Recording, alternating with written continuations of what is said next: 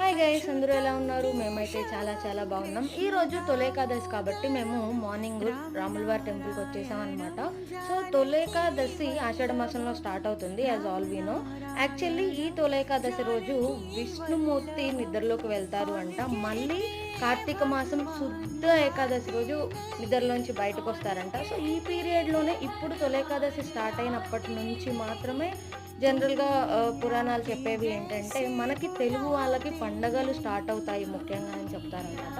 So అందుకే మేము కూడా పొద్దున్నే లేచేసి టెంపుల్కి వచ్చేసాం. అండ్ ఇది మీకు తెలుసా, పేలాల పిండి ఇంటి దగ్గర ఉంటే మనమే చేసుకునే వాళ్ళం. బట్ ఇప్పుడు మనం వర్కింగ్ కాబట్టి ఆఫీసులకి వెళ్ళాలి కాబట్టి ఇంటి నుంచి రావడం కుదరక నేను వెల్లంకి ఫుడ్స్ నుంచి ఆర్డర్ పెట్టా. ఇక్కడ 60 చూపిస్తుంది కానీ నాకు ఆఫర్లో 45 పడింది వెల్లంకి ఫుడ్స్లో. ఇందుకే మీరు టెంపుల్కి వెళ్ళారో లేదో కామెంట్ చేయండి. అండ్ ఈ పేలాల పిండి మీకు తెలుసో లేదో నాకు కామెంట్ చేసేయండి. ఇప్పుడైతే వీడియో నచ్చినట్లయితే లైక్ చేసి